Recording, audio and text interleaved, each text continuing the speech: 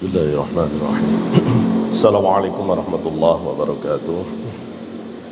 Bismillah, alhamdulillah, alhamdulillahi haqqa hamdan hamidin, ahmadu syukran li jami'i ni'ami wa mazidih, wa usalli wa usallimu ala nabiyil karim, habibina wa syafi'ina wa qurrati a'yunina Muhammad wa ala alihi wa sahbihi amma ba'du.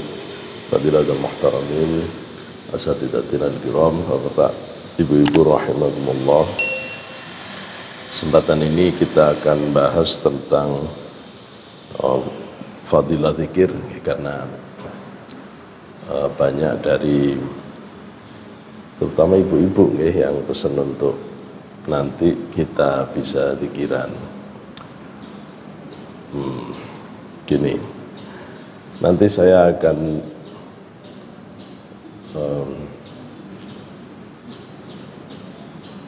yang belum saya tahu ini zikirannya zikir bareng-bareng untuk seluruh jamaah apa, karena sebelumnya ada beberapa ibu-ibu yang ingin berzikir dalam artian mengambil baiat Thariqah Qadiriyah wa Naqsabandiyah. Ya, kalau zikir bareng-bareng yang belum punya niat baiatan, saya nggak bisa, ya zikir biasa saja, berarti zikir istighosahan saja.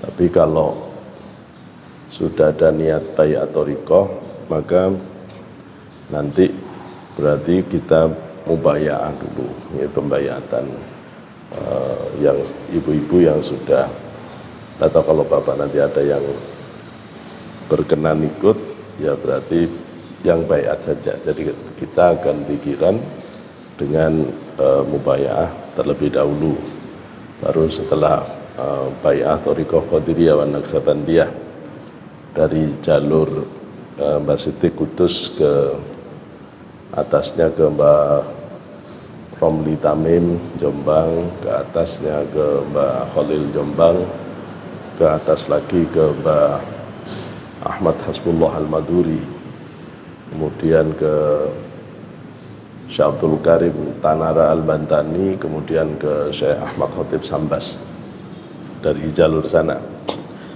Mbak Sitik juga punya jalur dari Mbak Yai Muslih Meranggen, kemudian dari Mbak Muslih ke atasnya ke Syekh Abdul Latif Cibeber, Serang, Banten, dari Syekh Abdul Latif ke atas ke Syekh Asnawi Caringin, dari Syekh Asnawi Caringin ke Abdul Karim Tanara Banten, kemudian ke Ahmad Khotib Sambas. Ya, insyaallah nanti kita akan mubayaah setelah kajian di pagi ini. Saya akan bacakan di penjelasan tentang zikir di kitab Al-Minah Husaniyah yang ditulis oleh Syekh Abdul Wahab Syarani. Ya. Al-Fatihah ila hadratin Nabi Mustafa sallallahu alaihi wasallam wa ali batil kiram. Khususan ila Syekh Ibrahim Al-Maduli Syekh Al-Fatihah. Bismillahirrahmanirrahim. Alhamdulillahi rabbil alamin. Iyyaka na'budu wa iyyaka nasta'in. Ihdinas siratal mustaqim. Siratal ladzina an'amta 'alaihim ghairil maghdubi 'alaihim. Siratal ladzina an'amta 'alaihim.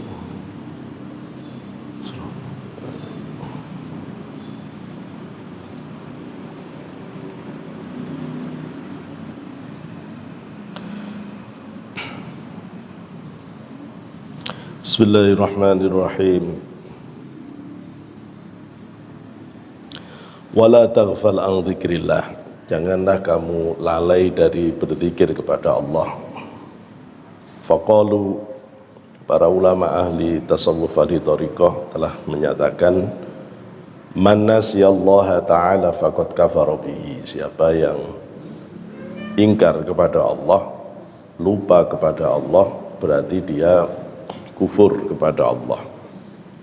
Wa qalu kullu man tasahala bil ghaflati wa lam takun alayhi ashaddu min darbis suyufi wa huwa kadhibun la yaji'u minhu syai'un fit tariq. Setiap orang yang menggampangkan, menganggap remeh, walam takun alaihi asyaddu min darbis suyuf, menganggap remeh, tidak dikiran.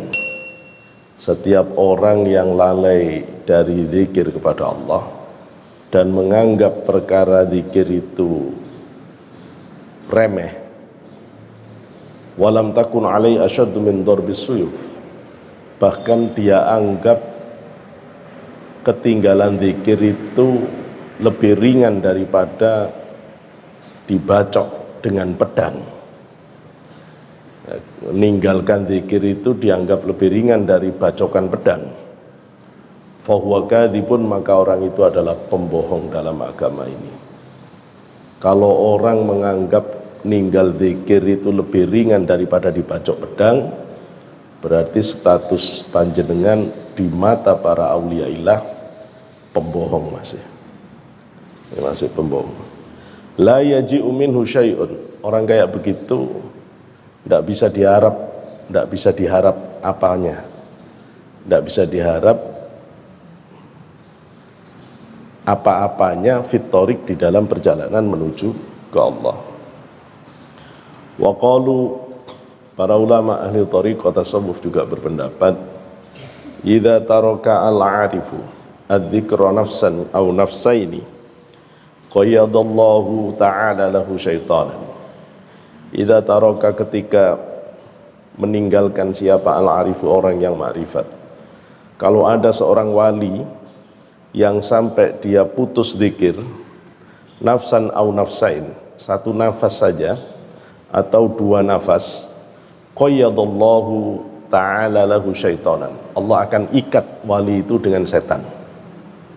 Kalau ada wali yang sampai satu nafas itu dia tidak ingat Allah, atau dua nafas dia tidak ingat Allah, dia diikat setan. Dosanya wali itu tidak ingat Allah senafas dua nafas. Kalau dosanya orang awam itu jatuh ke maksiat baru dosa. Jadi beda. Maka ada istilah hasanatul abrar sayyiatul muqarrabin. Sak bagus-bagusnya kiai itu masih wali paling jelek. Wali paling jelek. Kenapa? Ya kiai paling bagus bisa sholat 80% khusyuk itu udah bagus. Tapi wali yang 80% khusyuk itu wali paling jelek. Karena wali tidak boleh kurang dari 100%. Tidak boleh kurang dari 100%. Karena itu wali itu disebut mahfud, dia terjaga, dijaga oleh Allah dari jatuh kepada dosa. Karena itu Mbah Hasyim Asy'ari dalam kitab Ad-Durarul Muntasirah mengingatkan ciri wali itu tidak jatuh dosa. Kalau masih jatuh dosa ya bukan wali, gitu ya. Dia udah dijaga oleh Allah dari jatuh ke dosa. Ya. Kalau orang yang ma'rifat billah, kita nyebutnya wali ya, sampai lupa kepada Allah satu nafas atau dua nafas, maka dia akan diikat oleh Allah dengan setan. Fahuwa lahu qarinun, setan itu akan nemani. Kalau dia nggak tobat ya terus ditemani oleh setannya tadi. Tapi biasanya cepat-cepat balik ke Allah. Wa amma ghairul arifi fayusamihu bimisli dzalik. Adapun yang bukan wali, kalau kayak kita ini, itu ditolerir oleh Allah. Kalau kayak kita ini ditolerir. Soalnya kalau diikat setan, kebanyakan setannya. Udah nggak diikat setan, udah banyak setannya kok, gitu ya. Udah banyak setannya. Mau sholat saja mau ingat Allah, cek repotnya. Ya. Sholat ingat Allah, cek repotnya, bagaimana di luar sholat? Ya. Bagaimana di luar sholat? Wala yu'akhidhu illa fi mithli darajatin au darajataini au zamanin au zamanaini au sa'atin au sa'ataini ala hasbil maratib. Tidak diambil, tidak dihukum oleh Allah kecuali diberi hukuman yang di bawahnya. satu derajat atau 2 derajat di bawah itu, atau satu zaman atau 2 zaman dari itu, atau 1 saat atau 2 saat dari itu, sesuai dengan pangkat batin kita di sisi Allah. Wa qad rawa asy-syaikhan, Imam Bukhari dan Imam Muslim telah meriwayatkan hadis qudsi dari Rasulullah, dari Allah. Qala Allah Ta'ala, Allah berfirman, ana inda dhanni 'abdi bi wa ana ma'ahu in dzakarani fa in dzakarani fi nafsihi dzakartuhu fi nafsi wa in dzakarani fi mala'in dzakartuhu fi mala'in khairum min mala'ihi fi mala'in khairim min mala'ihi. Ana inda dhanni 'abdi bi, aku ini akan berbuat kepada hambaku sesuai prasangka dia kepadaku. Ya, hati-hati mempersepsi Allah itu akan terjadi seperti itulah kepada bapak ibu. Kalau jenengan Gusti Allah ini usahin banget, insya Allah tidak bisa seneng ibu kalau gitu. Gusti Allah ini maunya gimana sih, saya kok gini terus hidupnya, repot sampai nanti. Nggak bisa seneng kan kalau begitu. Hati-hati, karena Allah sudah menyatakan, aku akan berbuat, memperlakukan orang itu seperti persepsi orang itu kepadaku. Apalagi kalau sampai ada orang mengatakan Allah itu jahat, waduh ruwet sampean. Tidak bisa kalau sudah begitu. Maka dalam keadaan apapun wajib kita itu husnudzon billah. Dasar dari dasarnya tasawuf thariqah husnudzon billah, berprasangka baik kepada Allah dalam segala keadaan. Mau kayak apapun yang kita rasakan, mau ndak enak kayak apapun kehidupan yang kita jalani, jangan sedikit pun bergeser dari husnudzon kepada Allah. Ya. Kalau kelas wali itu Bu, ya, meskipun ngelihat takdirnya di Lauhul Mahfuz jelek, tidak punya pikiran jelek. Kalau kita ndak, ya, masih untung, cuma untungnya ndak banyak aja udah pikirannya jelek, gitu loh ya. Saking kotornya pikiran kita. Ada kisah seorang waliullah. Beliau itu ada orang yang sangat ahli ibadah, ya, sampai membuat malaikat Jibril itu terkagum-kagum. Ibadahnya itu enggak putus-putus. Saking kagumnya sampai malaikat Jibril itu ditegur oleh Allah. Apa kamu Jibril? Saya kagum ya Allah, melihat dia ini ibadahnya sangat istimewa. Terus Allah beritahu malaikat Jibril, nanti dulu, enggak usah kagum. Kamu cek di Lauhul Mahfuz, catatan takdir dia apa? Dicek di Lauhul Mahfuz, takdirnya adalah mati su'ul khotimah ahlin nar, mati su'ul khotimah ahli neraka. Padahal dia ibadah terus, tidak pernah maksiat. Bingung Jibril, gimana ini? Akhirnya Jibril nggak tega, matur ke Gusti Allah, minta izin mau nemui orang itu. Allah nanya, mau apa? Mau tak suruh berhenti ya Allah? Nggak tega saya. Kalau dia ibadah terus ternyata akhirnya dia masuk neraka, mending dia maksiat. Karuanlah biar dia seneng-seneng di dunia aja dulu. Kalau toh nanti ujung-ujungnya juga harus neraka. Oleh Allah diizinkan, ya sudah temui. Jibril turun. Setelah turun ketemu orang yang soleh ini, Jibril langsung ngomong, aku malaikat Jibril. Terus untuk apa kamu datang ke saya? Aku tidak tega ngelihat kamu. Kamu tidak usah ibadah terus sudah. Terus kenapa? Takdirmu di Lauhul Mahfuz, mati su'ul khotimah dan ahli nar. Apa kata orang ini? Alhamdulillah. Alhamdulillah, alhamdulillah. Jibril kaget, kamu alhamdulillah. Kata dia, Bagaimana aku tidak bersyukur? Kalau kamu tidak memberitahu bahwa nanti takdirku su'ul khotimah, aku nyangka ibadahku selama ini keterima. Dengan pemberitahuan ini aku jadi sadar bahwa ibadahku selama ini tidak ada yang benar. Berarti ibadahku selama ini tidak ada yang diterima oleh Allah. Nah, karena kamu sudah memberitahu, aku akan berusaha di sisa umurku untuk memperbaiki lagi ibadahku. Mudah-mudahan dengan ibadahku nanti Allah mau merubah ketentuan takdirnya. Tidak ada suudzon. Ya. Alhamdulillahku yang kedua, katanya. Aku bersyukur kamu sudah memberitahu, seandainya Allah tetap di dalam keputusannya menjadikan aku su'ul khotimah, masuk neraka, ya wis aku tak siap-siap dari sekarang. Bagaimanapun orang yang siap itu lebih baik daripada orang yang tidak siap. Ya, orang yang siap itu lebih baik dari orang yang tidak siap. Di mata orang yang husnudzon kepada Allah, tidak penting surga neraka itu, Bu. Yang penting itu nuruti apa yang dikarepkan oleh Allah. Ya.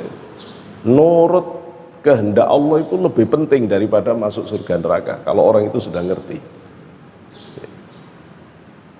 Karena kalau orang itu diridhoi Allah, kalau dia sampai masuk ke neraka, neraka juga tidak panas. Ngapain neraka itu tidak bisa bakar orang soleh kok. Memang orang yang tidak soleh bisa masuk surga?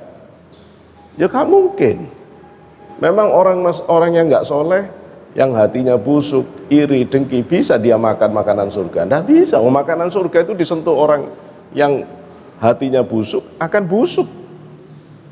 Jadi kalau ada orang sekarang ini masih pendengki, pendendam, pemarah, suka iri, itu terus cita-citanya maksa dengan keadaan seperti itu, dia kepingin masuk surga, ya tersiksa, tidak akan bisa makan apa-apa.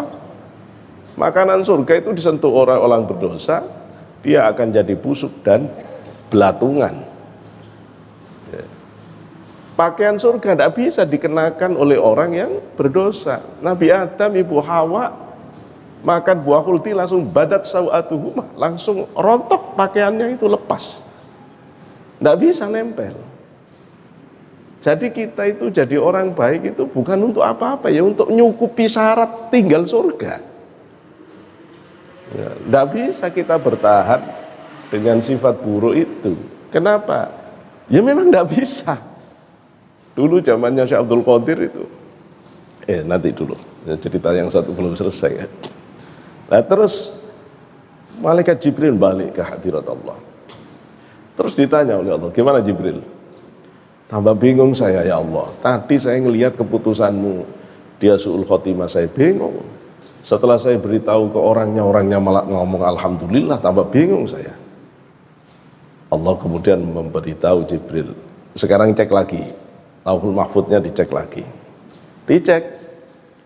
Begitu dicek, tidak ada keputusan su'ul khotimah, tidak ada keputusan ahli nar, diganti oleh Allah ahlul jannah. Ya husnul khotimah. Terus Jibril nanya, loh kok bisa ganti begini ya Allah?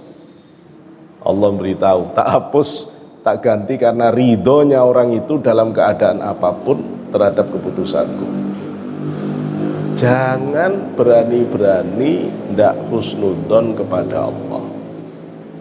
Belajar husnudzon pada Allah, walaupun kenyataan hidup yang kita hadapi sangat pahit. Ya. Anggap saja obat. Ya. Kalau kehidupan ini pahit, anggap obat. Ini obat yang membuat saya kuat. Ini obat yang membuat saya sehat. Ngoten. Jangan berani-berani suudzon, bahaya. Karena Allah menyebut ana inda dzanni abdi bi. Aku ini sesuai prasangka hambaku kepadaku. Wa ana ma'ahu ing dzakaroni, dan aku akan bersamanya saat orang itu ingat aku, zikir padaku.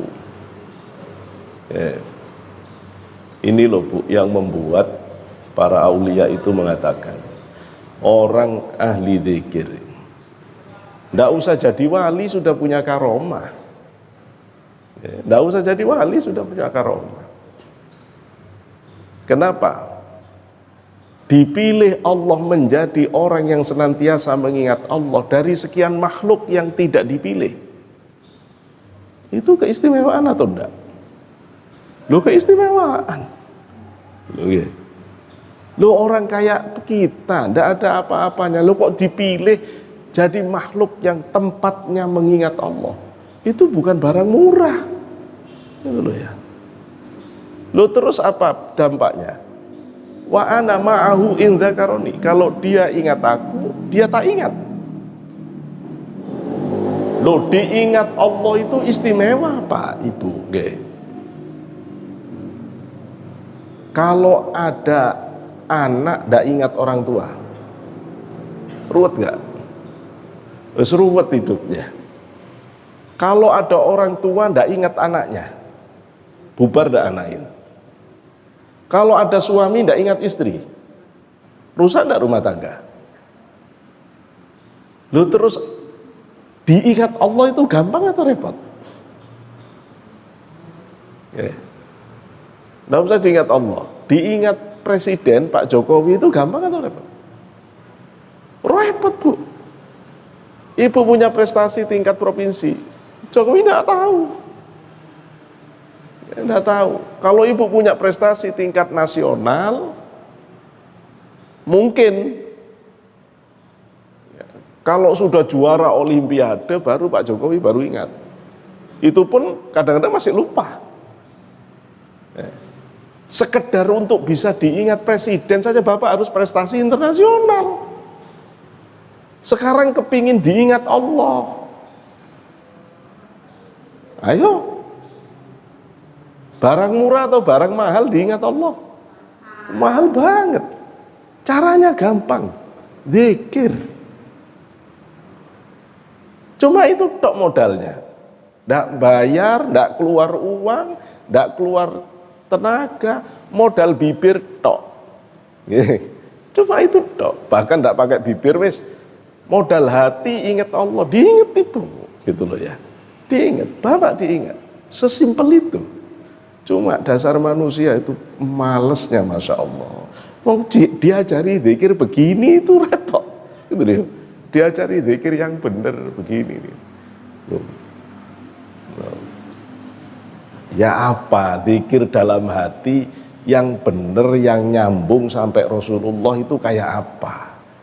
Yang dulu Rasulullah ngajari Sayyidina Ali, Sayyidina Abu Bakar, Sayyidina Ali ngajarkan Hasan Husain, Husain ngajarkan Ali Zainal Abidin, Ali Zainal Abidin ngajarkan ke Muhammad Bakir, Muhammad Bakir mengajarkan kepada Imam Ja'far Shadiq, Imam Ja'far Shadiq mengajarkan kepada Musa Kadzim, Musa Kadzim mengajarkan kepada Ali Ridho, Ali Ridho mengajarkan Ma'ruf Al-Karhi, terus sampai ke Syekh Abdul Qadir Al-Jilani. Jadilah Qadiriyah. Nanti ada lagi yang mengajarkan zikirnya Syekh Abdul Qadir Al-Jilani, keturunan Rasulullah.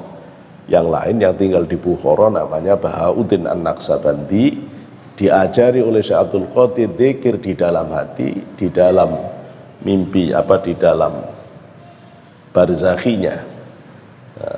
Beliau melihat Syekh Abdul Qadir datang dengan Rasulullah, wakila ada riwayat yang menyebut Nabi Khidir. Kemudian Rasulullah disuruh ngukir di dalam hatinya kalimah Allah, diukir di dalam hatinya kalimah Allah, kemudian zikirnya disimpan di dalam hati Allah. Allah jadilah Naqsabandiyah. Loh, itu kayak apa? Kalau mau zikir begini wajib baiat gitu loh ya, enggak bisa kemudian baca buku terus ngamal, enggak bisa begitu ya, enggak bisa begitu, harus mubayaah ya. Nah, baiat tidak boleh serampangan ya. Ilmu ini Tidak boleh terus langsung di YouTube terus disebut, itu bubar. Ini ilmu Allah, ilmu Rasulullah yang harus disampaikan secara khusus.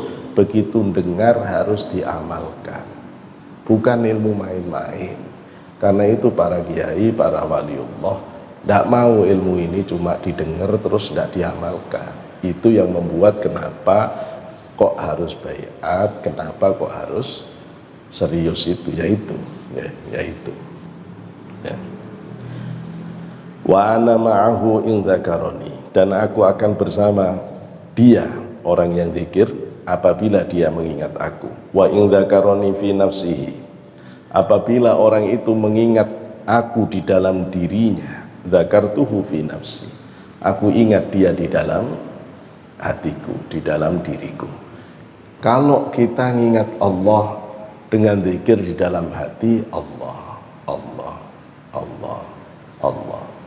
Ya. Ini modal kita mati itu ini, Bu. Pak, jenengan boleh sekarang ini ahli kimia, ahli fisika, ahli ekonomi, ahli perbankan, ahli opos, terserah. Tapi ayo taruhan sama saya, ilmu jenengan itu kadang-kadang pensiun aja udah tidak kepake. Yang ahli fisika pensiun udah bingung mau fisika ya apa. Yang ahli ekonomi ya selesai. Belum ketemu malaikat Israel sudah tidak kepake. Kalau ketemu malaikat Israel mau pakai apa? Mau pakai matematika. Jadi ketawa itu malaikat Israel. Mau ketemu malaikat Israel mau bahas nahwu, mau bahas sorof, mau bahas tafsir, gak bisa. Yang terakhir akan kita pakai la ilaha illallah, la ilaha illallah. Kalau proses kematian sudah dilakukan, ditarik ruh kita dari ujung jemari kaki kita, kita hanya bisa mengiringi la ilaha illallah, la ilaha illallah. Kalau sudah sampai di sini, kos-kosan sudah tidak kuat kita muji la ilaha illallah. Kalau sudah lidah ini mengkeret karena proses kematian sudah berjalan, kaku lidah kita. Main zikir khafi, di batin zikir Allah, Allah, Allah, Allah, sampai keluar ruh kita Allah, Allah. Kapan Bapak latihan? Kalau tidak pernah torekotan, tidak pernah zikiran, tidak tahu saya. Bisa ndak begini nih di dada, ketemu malaikat maut baru belajar, ya tanggung sendiri resikonya, gitu loh ya. Nekat itu, nekat jenengan, gitu loh ya, nekat. Lalu kalau orang torekotan ya enak Pak, karena setiap ba'da sholat sudah duduk, dilipat lidahnya langsung batin zikir Allah, Allah, Allah. Udah latihan lidah kelipat. Udah latihan. Allah, Allah, Allah, Allah. Ya. Kalau orang itu zikir di dalam hatinya, diingat di dalam hati Allah, di dalam diri Allah. Wa in dzakarani fi mala'in dzakartuhu fi mala'in khairum min mala'i. Apabila dia berzikir bersama di dalam jamaah, Allah akan populerkan nama-nama orang yang berzikir dalam jamaah itu di kalangan para malaikatnya Allah yang istimewa. Ayo, siapa yang nggak kepingin populer? Orang sampai pakai agen, promosi, saking kepinginnya terkenal. Di YouTube dilihat berapa yang nge-like, TikTok, ya kan, post saja orang sekarang. Ya, namanya terkenal di dunia, di akhirat tidak ada yang tahu, tidak ada yang tahu. Loh, kita kalau ahli dzikir, para malaikat kenal semua. Oh ini tabu Mariati, oh ini tabu Aisyah, oh ini Pak Andi, oh ini. Nanti begitu kita meninggal, malaikat lo kenal. Oh kamu yang biasa pikiran itu ya, ya wis pelan-pelan aja gitu. Pelan-pelan itu, masya Allah. Zikir, ya, zikir.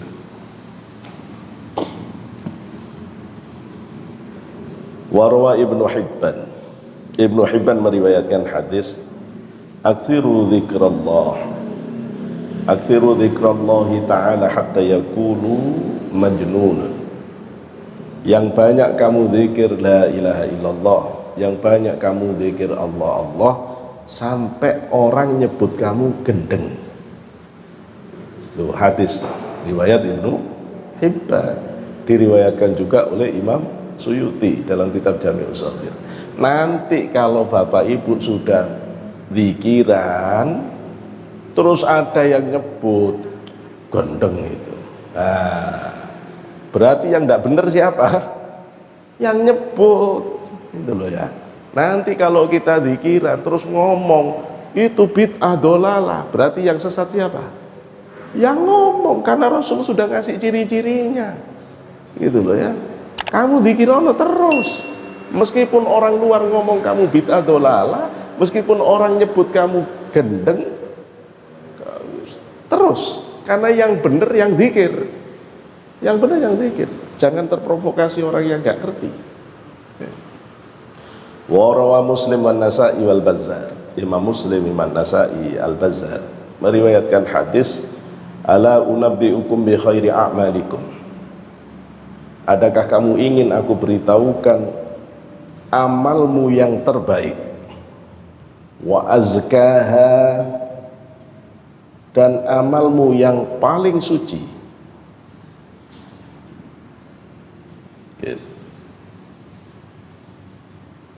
Wa azkaha inda malikikum, amalmu yang paling bersih di sisi Tuhanmu.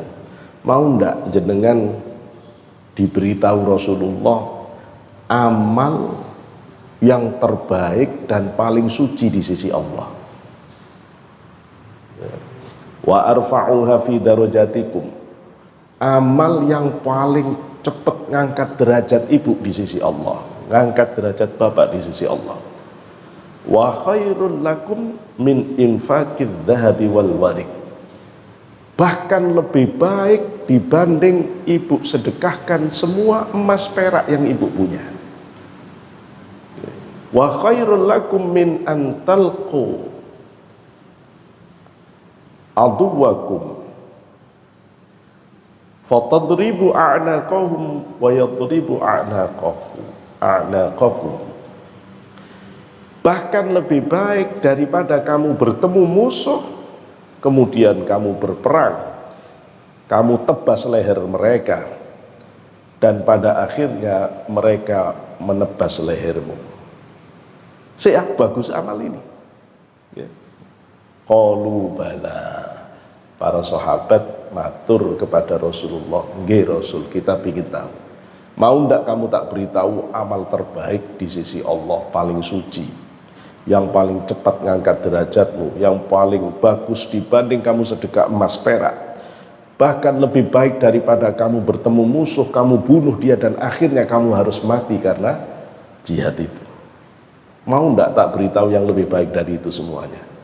Jawab sahabat, nggih. Apa jawab Rasulullah? Qala dzikrullah azza wa jalla.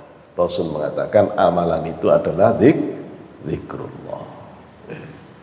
Zikrullah. Mengertilah Bapak Ibu, kenapa zikir itu termasuk perintah ibadah yang terbanyak disuruh Allah di Quran ya, paling banyak ya, perintahnya paling banyak, terus bunyi kalimatnya juga banyak. Ya ayyuhalladzina amanu dzkurullaha dzikran katsira. Orang-orang yang beriman, yang banyak kamu zikir. Zikirnya banyak, tidak pun sedikit.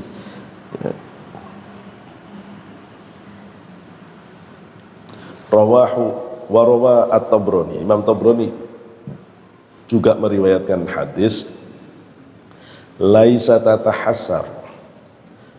tatahassaru ahlul jannah illa ala sa'atin marrat bihim walam yadhkurullaha ta'ala fiha. Besok orang masuk surga itu ada penyesalan di dalam surga. Nggak, bingung ya?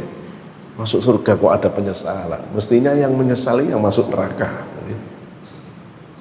Yang menyesal mestinya orang masuk neraka. Ternyata orang masuk surga itu ada yang nyesal, kata Rasulullah.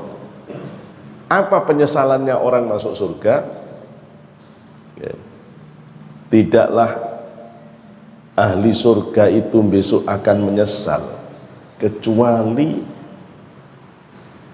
atas berlalunya waktu sesaat di dunia tanpa zikrullah. Jadi besok kita itu bakal nyesel. Yang kita sesali, kenapa waktu ini berjalan kok aku dulu nggak zikir, gitu ya. Kok aku nggak zikir. Terus gimana kita ini 24 jam mau la ilaha illallah terus, Allah Allah, enggak gitu. Enggak begitu. Jenengan dagang, begitu ngelihat timbangan, ingat pesannya Gusti Allah, pesannya Rasulullah, jangan curang dalam timbangan, nimbang yang jujur. Berarti ngelirik timbangan itu zikir, itu loh. Begitu ibu pagi-pagi nyiram bunga, lihat bunga ini, terus ibu mikir, ya Allah, cek bagusnya bunga ini, kalau bukan kamu siapa yang bisa buat bunga indah kayak begini. Nggak ngomong, cuma hatinya sambil nyiram itu sambil nyangkut ke Allah, itu sudah zikir. Jadi yang dimaksud zikir itu begitu. Bismillah, saya niat nyapu rumah ya, supaya bisa untuk ibadah. Ya sudah zikir, nyapu itu ya termasuk zikir. Zikir bermakna zikir itu bisa makna luas, bisa makna sempit. Ya, kalau makna luas itu selama bapak ibu nyangkut ke Allah, melihat apapun, bercerita apapun, itu semuanya masuk zikrullah. Ya, masuk. Maka sholawat termasuk zikir, ngaji termasuk zikir, baca Quran termasuk zikir, menceritakan orang soleh termasuk zikir. Semua yang mengarah kepada kebaikan masuk zikir di makna dalam makna luas. Zikir dalam makna khusus harus dengan kalimah thayyibah. Bisa la ilaha illallah, bisa subhanallah, bisa Allahu akbar. Tapi zikir dalam makna khusus, yang lebih khusus lagi, zikir dengan la ilaha illallah, Allah, Allah. Itu. Nanti kalau zikir yang umum itu tidak pakai ketentuan. Yang pakai ketentuan itu zikir thariqah, yang nanti misalnya ada jumlah tertentu, itu zikir thariqah. Kalau zikir di luar thariqah tidak pakai. Loh, kalau misalnya saya orang thariqah, boleh tidak saya zikirnya itu pakai ketentuan dan tidak ketentuan? Ya boleh. Kalau sedang ngamalkan thariqah pakai ketentuan, ya duduknya, ya caranya, pegang tasbihnya dan seterusnya, itu ada aturannya. Cara narik kalimahnya itu ada aturannya. Tapi kalau misalnya mau zikir santai, ya enggak apa-apa.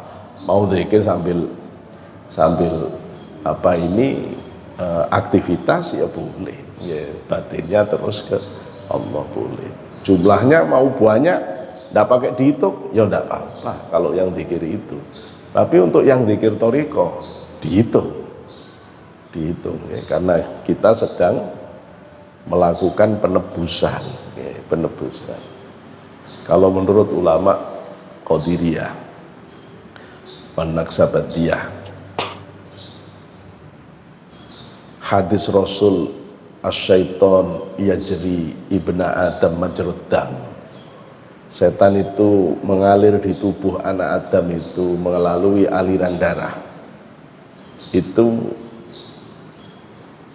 parkirnya setan di tubuh kita itu di ruas-ruas persendian, di persendian-persendian kita. Dan itu dihitung oleh para ulama ahli thariqah Qadiriyah Naqsabandiyah, jumlahnya 825. Nah, maka beliau berijtihad, murid-murid thariqah Qadiriyah Naqsabandiyah itu satu tempat ditutup dengan satu la ilaha illallah. Nah, maka terus dibagi jadi 5 waktu, jadilah 165. Maka setiap ba'da sholat 165, perlunya nutup supaya setan tidak bisa parkir di tubuh kita. Itu.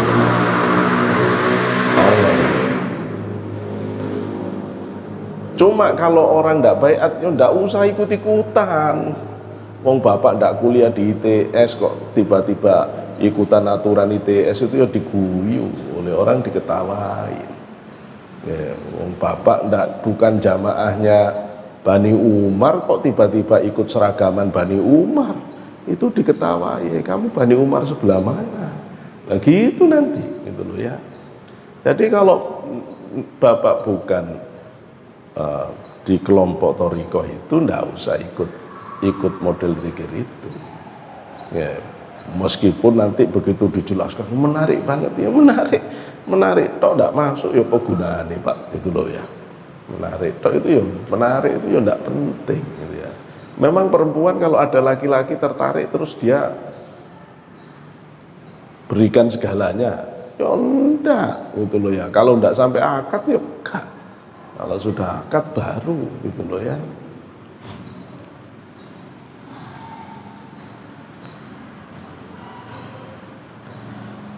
Warawa aitan, Imam Tabrani juga meriwayatkan hadis yang bunyinya mathalul ladzi yadhkuru rabbahu walladzi la yadhkuru mithlul hayy wal mayyit. Perumpamaan orang yang zikir kepada Allah dan orang yang tidak zikir kepada Allah itu seperti orang hidup dan orang mati. Yang zikir itu kayak orang hidup, yang tidak zikir kayak orang mati. Rasulullah yang ngomong gitu. Rasulullah.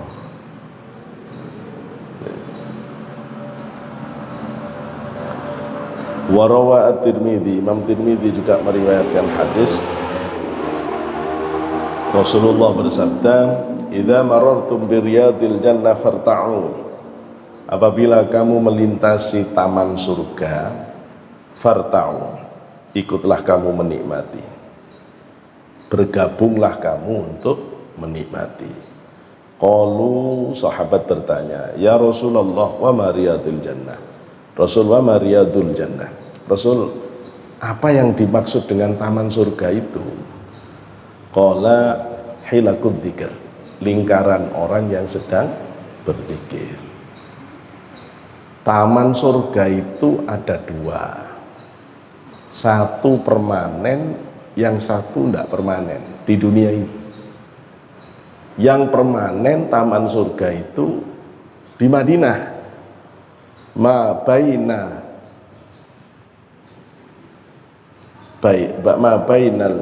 baiti wal mimbari raudhah mir riyadil jannah. Okay. Antara rumahku dan podium mimbarku itu adalah raudhah. Nah sekarang di karpet hijau, nah itu raudhah, itu taman surga. Kalau begitu di situ mustajab, karena itu taman surga. Orang sampai bayar-bayar kepingin umroh, tujuannya kepingin doa di raudhah.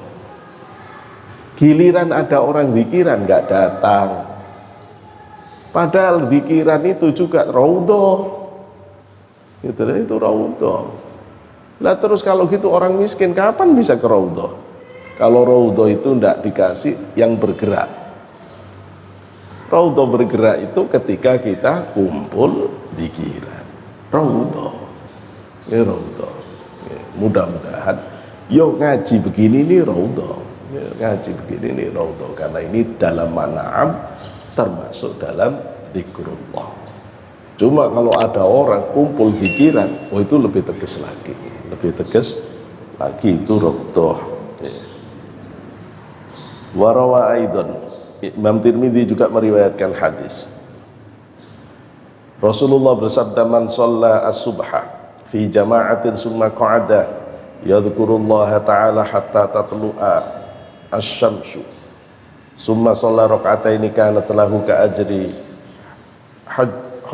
hujjatin wa umratin tammah.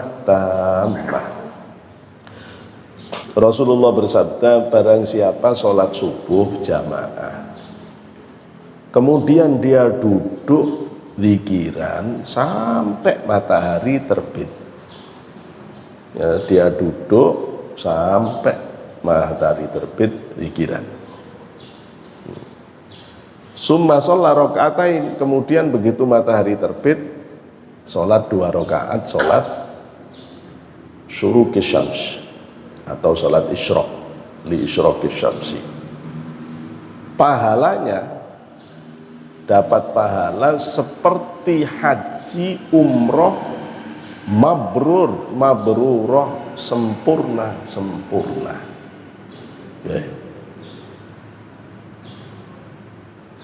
Sekarang berapa tangsel kalau haji nunggunya?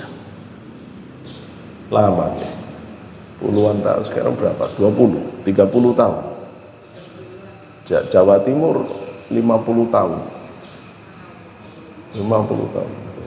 Di daerah saya Pasuruan 50 tahun. 50 tahun ini. Nah, kalau daftarnya umur 40 ya wassalam. Wis gak usah daftar. Wis wasiat saja, nak, nanti kalau saya meninggal belum sempat haji, tolong dihaji badalkan, wis gitu aja. Betul ya. Dihaji badalkan. Haji badal kan bisa sekarang. Artinya bisa kapan saja.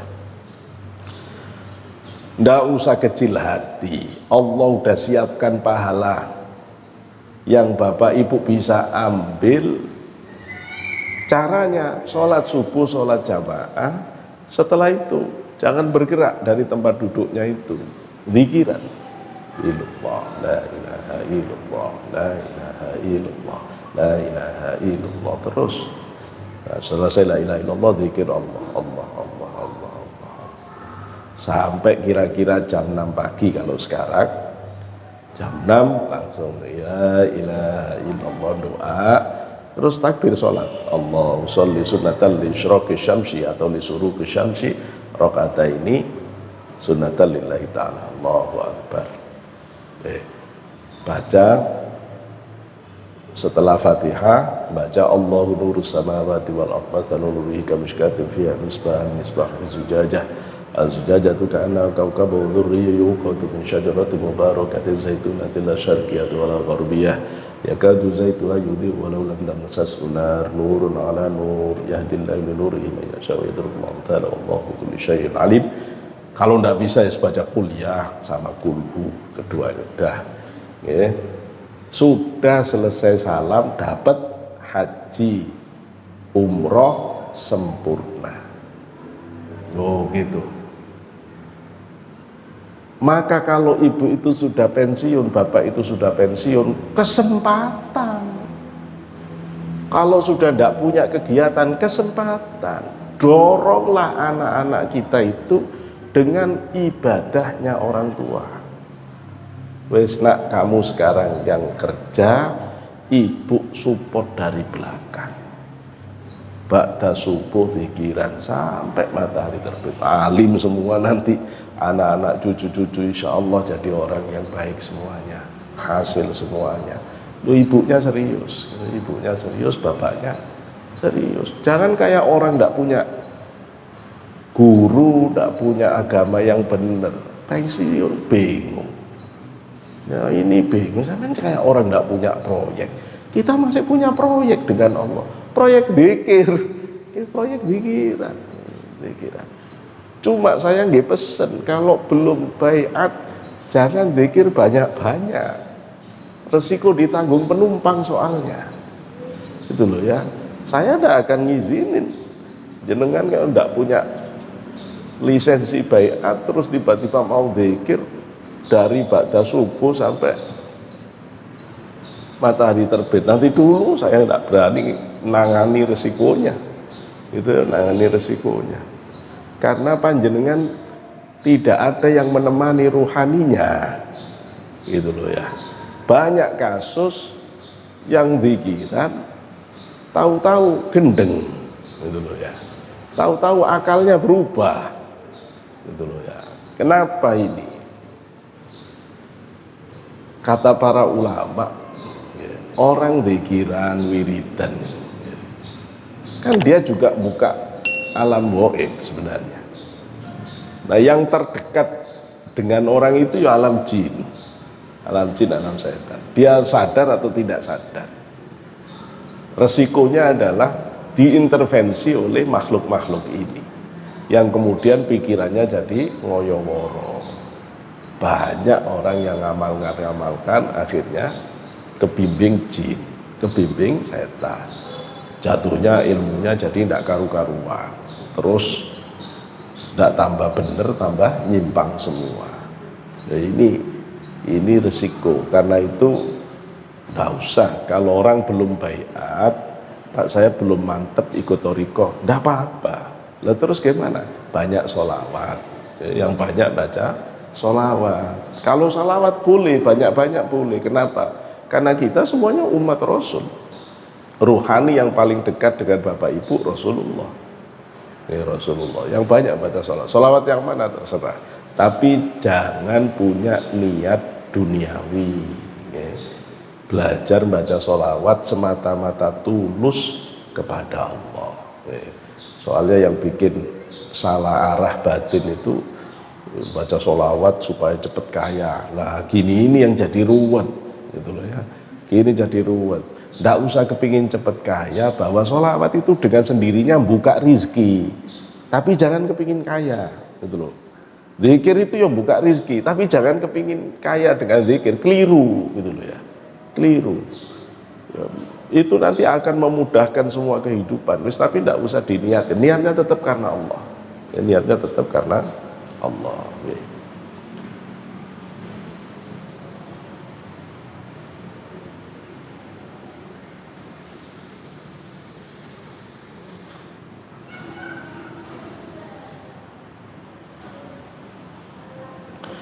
Warawaitan Imam Tirmidzi juga meriwayatkan hadis, ma min qaumin jalasu majlisan wa tafarraqu minhu wa lam yadhkurullaha ta'ala fihi illa ka'annama tafarraqu an jifati himarin wa kana 'alaihim hasaratun yaumal qiyamah. Ma min qaumin, tidaklah dari kaum yang jalasu duduk majlisan di satu majlis, wa tafarraqu kemudian mereka berpisah, minhu dari majlis itu, walam yadhkurullaha ta'ala dan dia tidak mengingat Allah, tidak menyebut Allah selama di majlis itu, illa ka'annama kecuali orang itu diibaratkan oleh Rasulullah seperti tafarraqu an jifati himarin, dia seperti berpisah dari majelis tadi itu, seperti dia berpisah dari bangkai khimar. Wa kana 'alaihim hasratu yaumal qiyamah, besok dia bahkan menyesali kenapa harus hadir di majelis itu. Nah terus gimana? Kadang-kadang kita arisan itu udah ngomong Allah sama sekali. Sebelum ibu berdiri, bacalah istighfar 3 kali. Kita misalnya ada di warung cuma makan klotek-klotek, tapi makan baca bismillah, ya alhamdulillah kalau baca bismillah.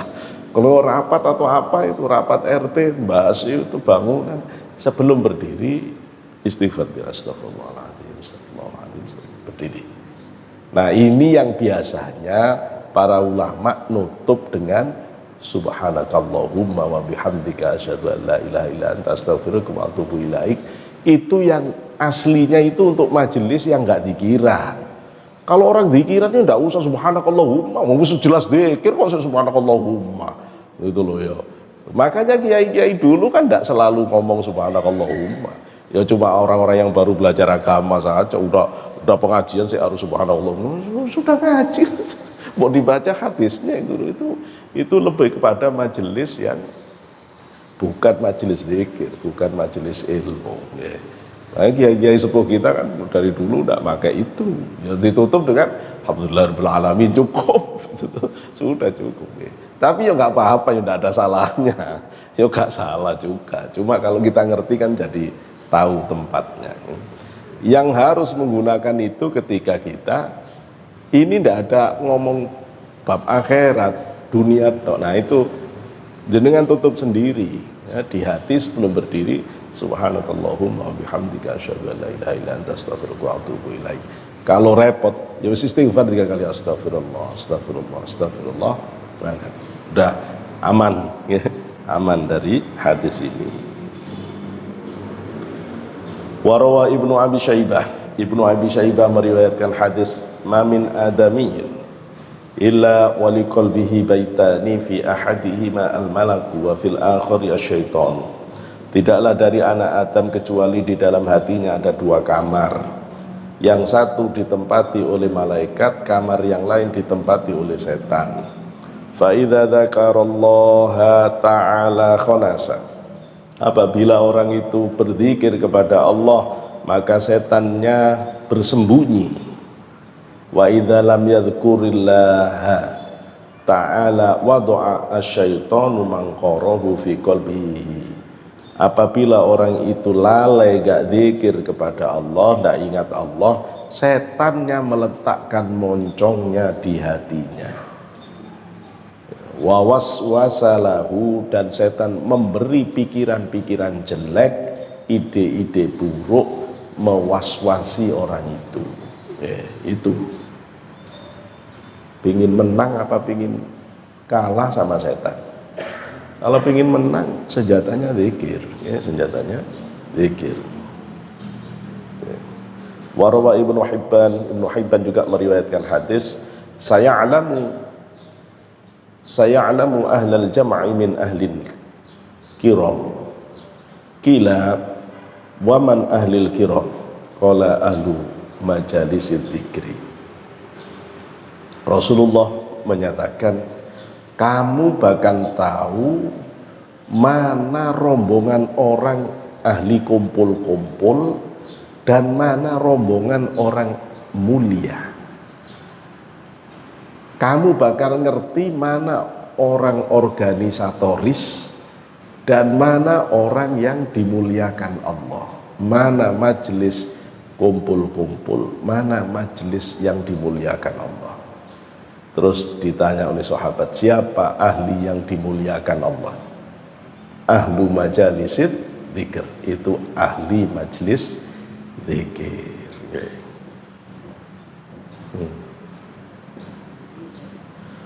Warawa Abu Dawud, Imam Abu Dawud meriwayatkan hadis dari Rasulullah bersabda, li'an aq'uda ma'a qaumin yadhkuruna Allah ta'ala min salatil ghadati hatta tatlu asy-syamsi ahabbu ilayya min a'taqa arba'atan min waladi Ismail.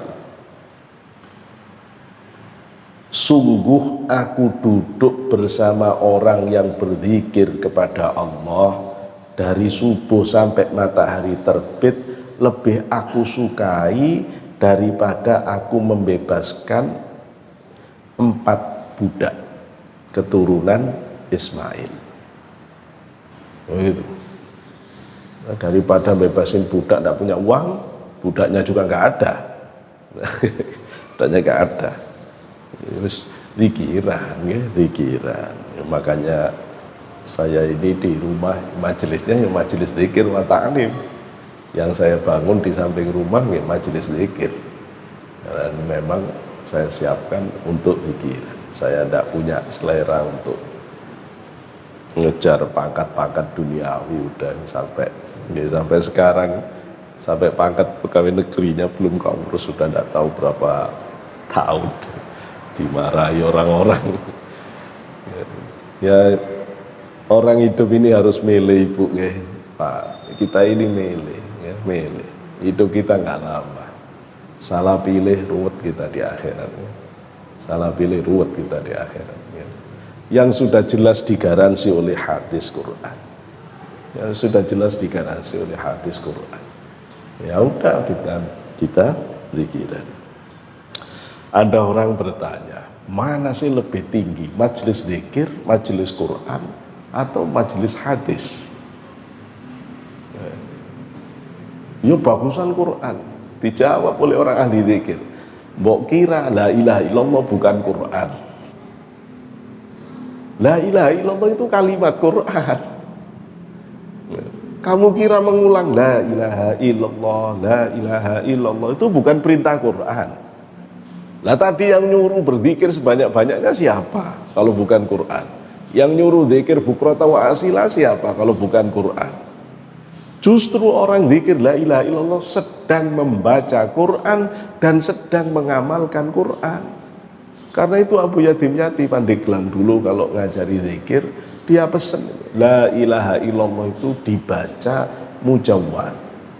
Panjangnya jangan sampai kacau, lamnya ya panjang, jangan seenaknya sendiri gitu ya, jangan seenaknya sendiri. Saya pernah dengar orang adzan pakai lagu sendiri, terus begitu Allahu Akbar la ilaha illallah, saya datang kita marah, Pak ngerti enggak artinya lam itu kalau dipendekkan maknanya apa?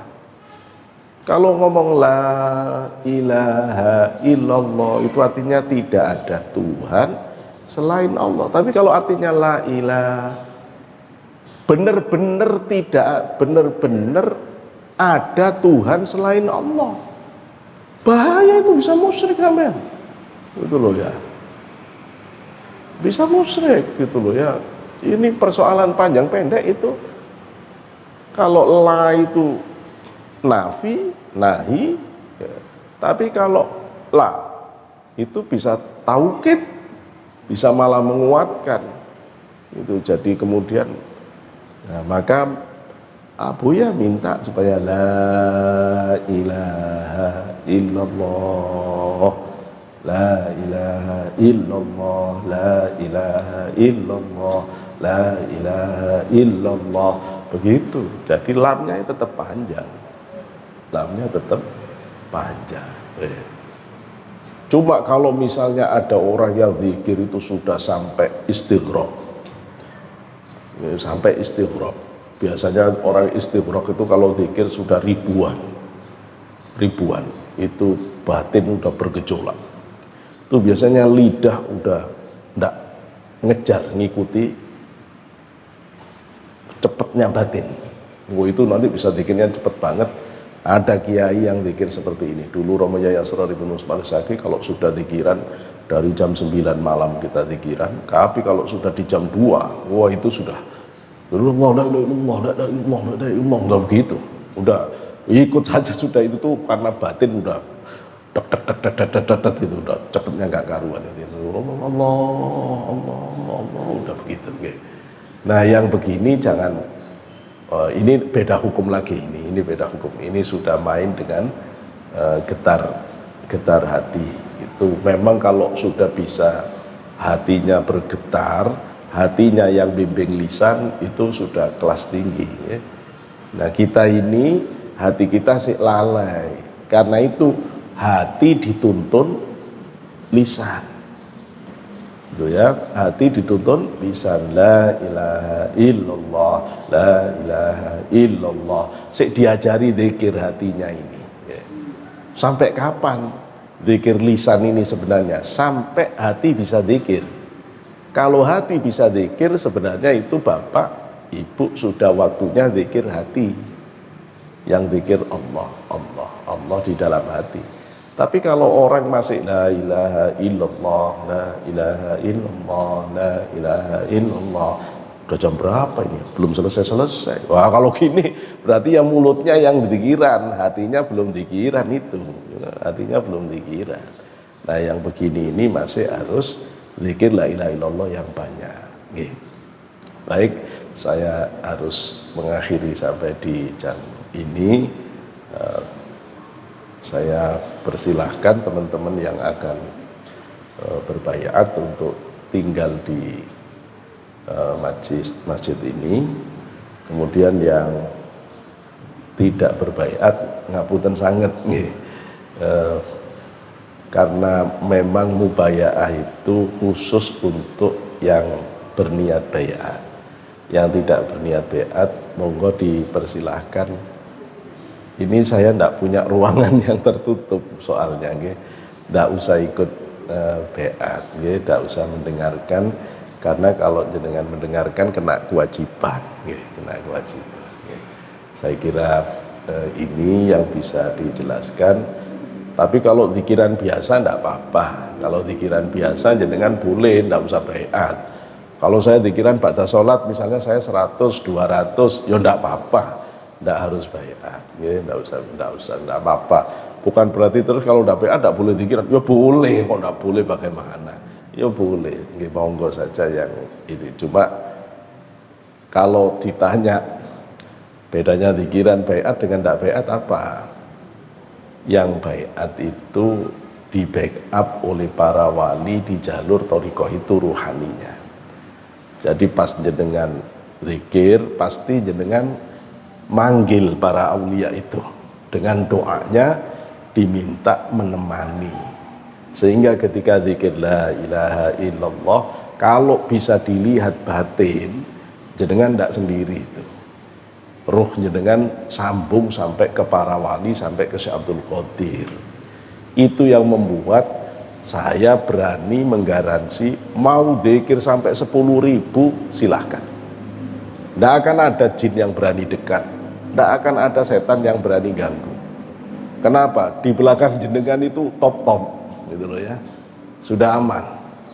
Nah, tapi kalau tidak baik, saya tidak berani karena jenengan zikir sendirian, ruhnya itu sendirian. Tidak ada yang menemani. Nah itu yang membedakan antara baiat dan tidak baiat. Bagi mereka yang sudah baiat, sudah tidak perlu lagi mikir kesurupan apa itu, kena ilmu hitam apa, sudah. Bahkan kalau seandainya jenengan tidak tahu misalnya itu ada jin di dalam tubuh, ya, yang nyertai kita nggak tahu, itu nanti kalau zikiran akan mau bereaksi, yang panas lah, yang ada jamaah saya dulu yang ngerasa kalau dia zikiran, mbah-mbahnya ada yang dulu jin nasab namanya begini nih, perjanjian dengan jin nurun sampai ke cucu-cucunya. Ya kalau zikiran seperti ditusuk, ada yang nusuk kayaknya di dalam, ya terusin. Jangan sampai kalah. Jin itu tidak akan kuat, setan itu tidak akan kuat lama. Dia paling ganggu sebentar. Dia cuma menunjukkan sok-sokan kuat. Padahal dia udah kepanasan itu, udah kepanasan.